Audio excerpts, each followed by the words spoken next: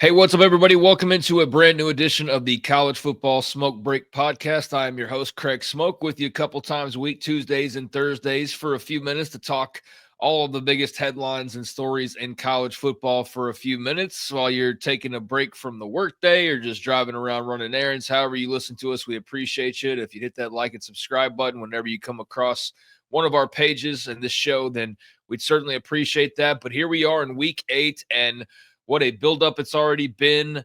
A crazy week of discussion with a bunch of big games to look forward to after what was a phenomenal weekend in week 7 and a very busy news weekend as well that's led into all of the talk with this week and the big games and kind of what's leading into them as far as injuries and stakes and ramifications. But certainly what's taken over the headlines and discussion more than anything else besides the games this week has been the further movement on the coaching carousel after the firing of James Franklin last week by Penn State. It's led to tons of speculation over the last few days and will continue to lead to further speculation. We're just watching a video a few minutes ago of some Nebraska alums talking about Matt Rhule being involved as far as a coaching search name for the Nittany Lions, that being his alma mater, as is well documented. As somebody who's covered Matt Rhule and has talked on 365 Sports a couple of times this week about it, would not be surprised at all for him to be the leading candidate at Penn State, given his background and just kind of the way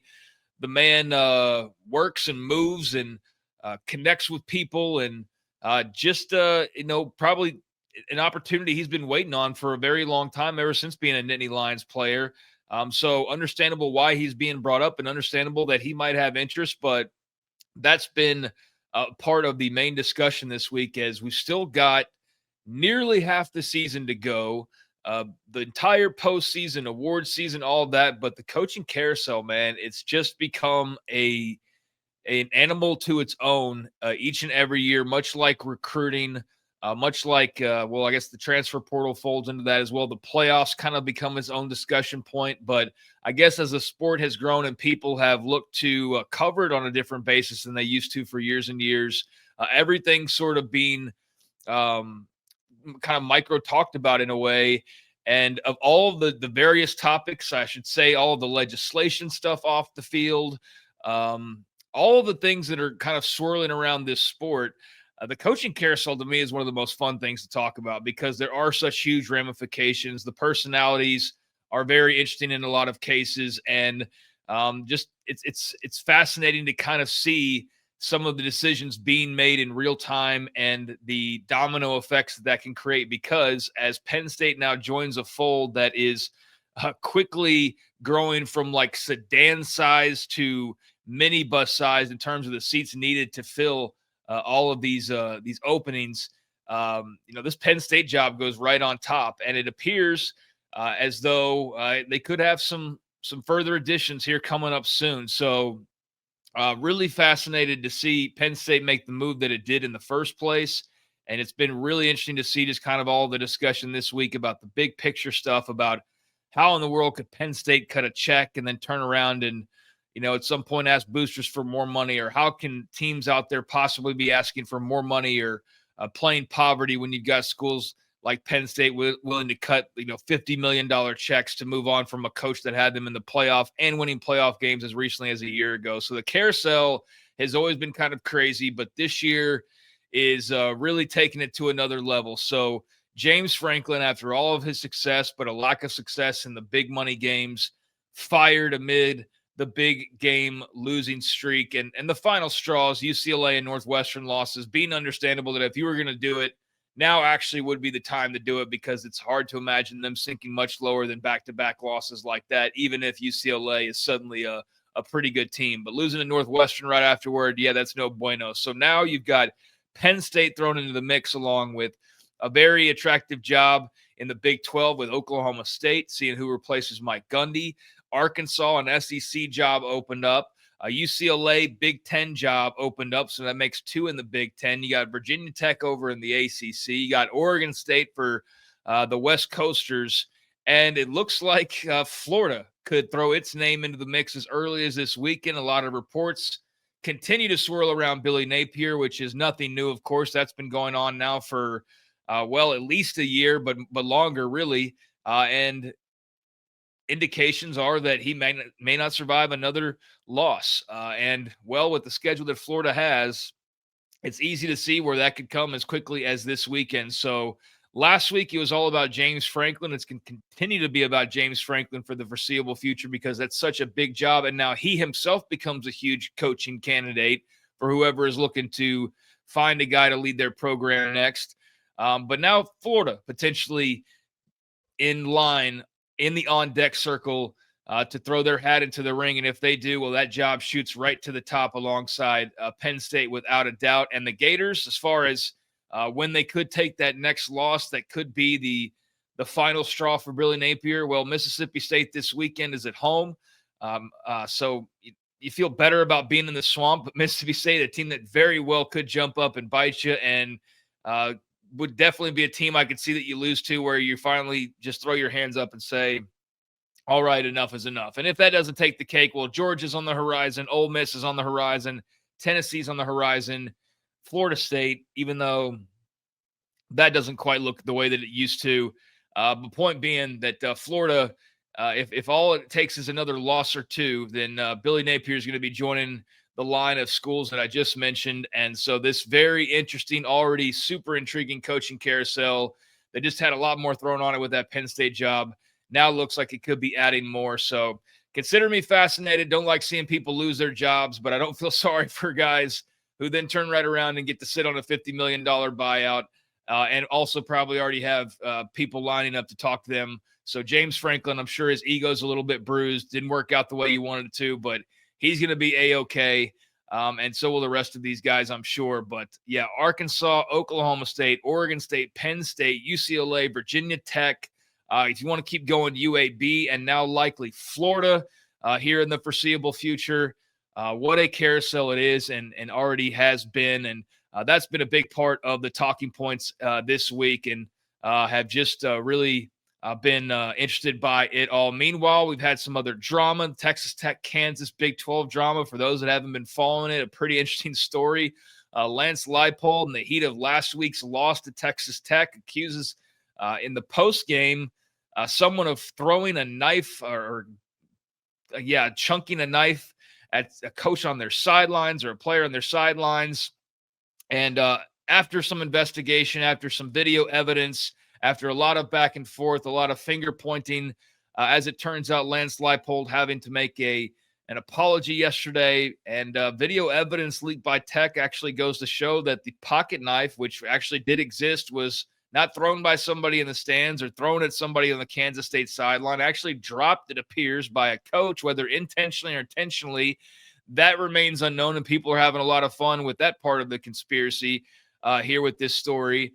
But as the story has progressed, it has turned out that it looks like a bit of an emotional overreaction, if anything, by the Kansas side, in particular Lance Leipold, leading to him to make a public apology yesterday, as the Big 12 also fined both schools, finding Kansas because of Leipold's accusations that then turn out to not be true, and understanding that things can get a bit emotional and accepting his apology. And then Tech, meanwhile, getting fined because people will not stop throwing things onto the field. The tortillas at kickoff is one thing. You got the warning, but then throw things later on, you get another penalty. Penalties lead to, I think, a lot of frustration in a game where Kansas is also getting blown out and ran all over.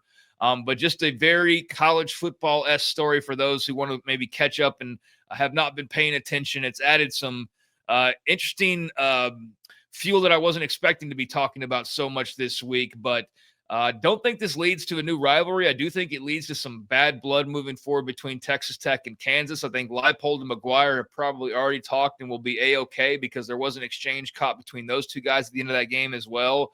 But there's no denying what's on tape. And in this case, Texas Tech looks as though they are innocent of all charges, outside of the fact that their crowd does throw stuff. That's widely acknowledged. That's something that seems to be becoming more problematic, and Joey McGuire actually having to kind of speak on that and talk to the fans a little bit. Tradition's tradition. They're trying to work their way around that best they can. But it is a situation where things kind of reached a boiling point last week, and just a kind of a fascinating story to follow. But I'm glad it's getting cleaned up. Glad Tech got to kind of clear their name, so to speak, and glad Lance Leipold owned up to just get a little bit over his skis. Not going to blame him and think any differently of him other than he made a mistake and was a little bit too supercharged. And I think Kansas let the ball roll a little bit too far in terms of the way the story was portrayed, with the full picture not being painted. Had to kind of walk some things back a bit. But, very interesting story. You want to check out just some kind of the petty, silly, and kind of just nonsense that can pop up from time to time in college football. That felt like your typical kind of petty college football story that we still get from time to time. So found that really interesting this week as well. Tech is rolling, obviously, and feeling great about things. And I think KU's got a pretty good football team that's at worst like a middle-of-the-road Big 12 team. So I think they've got a lot in front of them, and I can understand the frustrations. But, the coaching carousel, the Tech Kansas story, that alone has made this week fly by pretty quickly. But looking forward to this weekend and getting into the big games of the week. We made our picks on 365 Sports, but I'll run mine down here for you as we picked out the handful of the biggest games. LSU Vanderbilt. Diego Pavia's already knocked off one giant in Alabama last season. And I'm picking Vanderbilt at home in a game they're actually favored in the last I checked.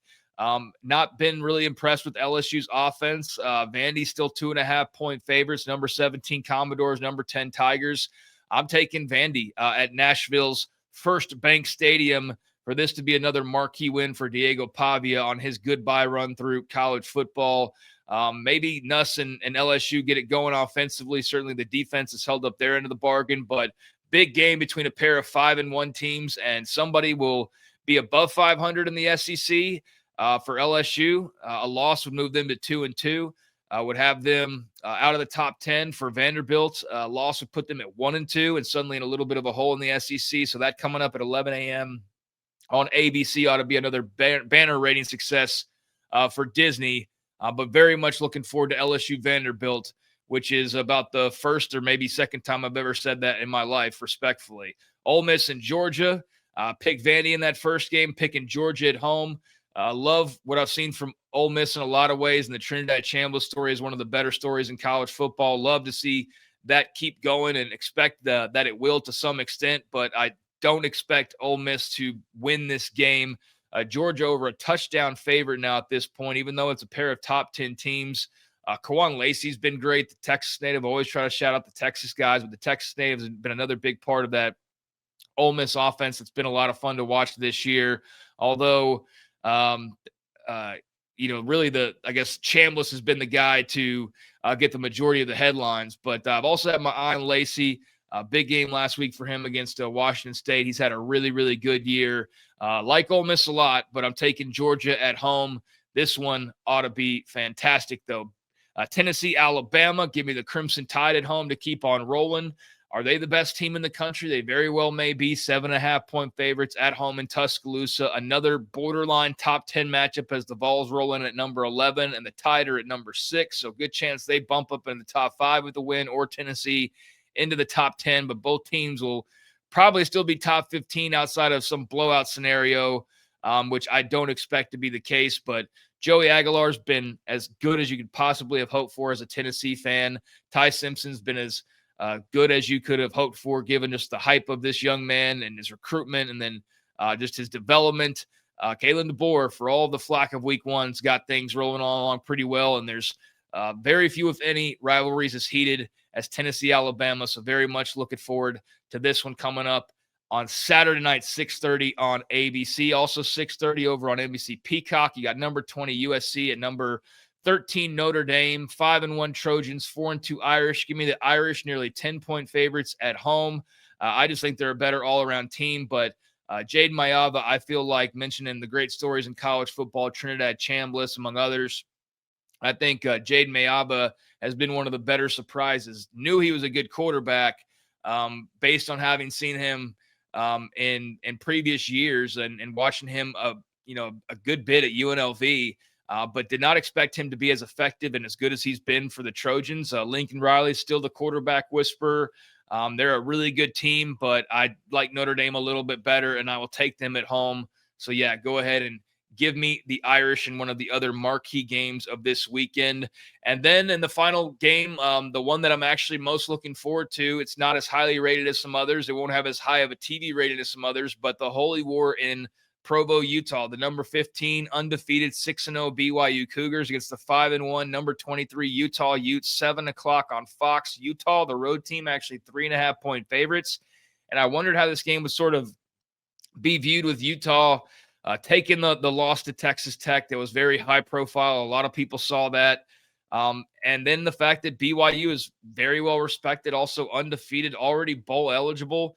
This is an absolutely massive game for both schools, regardless of anything else. But you throw in the Big 12 ramifications, you throw in the top 25 ramifications, you throw in all the big picture stuff, not to mention all the close to home stuff that's already as sometimes as heated and as familial as it can get. And this is arguably the biggest Holy War ever. And that's not hyperbole. That is just fact with the rankings and everything else that's involved here. Two teams who both feel like whoever wins this game is at worst number 2 to Texas Tech. And I think in Utah's case, yes, number 2. You've already played that out and seen how that went. BYU will get a shot at Tech here in the very near future. But this game's absolutely massive for both sides, even if there was nothing involved other than it just being Utah and BYU straight up. But again, all of the dressing on it makes it bigger than ever. Provo will be insane on Saturday night. And I'm taking Utah. Last year, BYU with a thrilling victory, not without some controversy, but nevertheless, a victory and a huge win. I'm expecting Utah to not have the exact same layout to how they get it done, but I'm expecting them to now return the favor and go into Provo and get a big road win to kind of spoil a season and just a huge rivalry win. Love what I've seen from Devin Dapier and how they've responded since the Texas Tech game. I think Tech might just be that much better than everybody.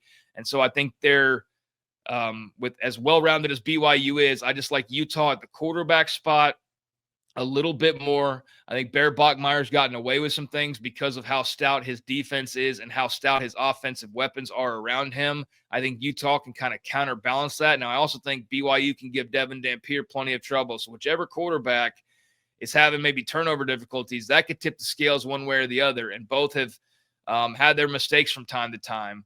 Bachmeier and the Cougs getting away with it last week against Arizona. But I just feel like they've just kind of been able to get away with some things. And I think that's going to change against Utah. And so I'm rolling with the Utes, but this ought to be a real heavyweight fight. And I'm looking forward to this game as much as any other this entire weekend. And that's just scratching the surface. I mean, Texas Tech, Arizona State with Sam Leavitt looking like he's going to play ought to be extremely interesting. And the list goes on and on. How does Oklahoma react after last week's loss to Texas? How does John Napier play on the road in South Carolina, where they are slight favorites at last look? And we could continue on, but this is the smoke break, not the smoke hour. So we'll have to wait and talk more on 365 Sports. You can check out at 365 Sports YT on YouTube, where we'll be continuing to preview and then reviewing and breaking down these games and all things college football Monday through Friday, 3 until about 6 o'clock Central Time on 365 Sports YT. So you can check that out as well. And then right here on this channel on Tuesday, we'll be back and reviewing these games that I just talked about and whatever else calamity, chaos, and coaching carousel-wise that might occur over the next few days as well. So those are my picks. That's just the kind of generic or I guess Cliff's Notes version of what I'm thinking going into this weekend. But could not be more excited for Week 8 in college football. Could not be more excited to talk to you about it each and every week as well. And so appreciate all the support. Appreciate you listening or watching. Hit that like and subscribe button. And we'll be back again on Tuesday. Thanks to Garrett Ross behind the scenes. I'm Craig Smoak. Enjoy the weekend, everybody. This has been the College Football Smoke Break on the College Football Smoke Break channel.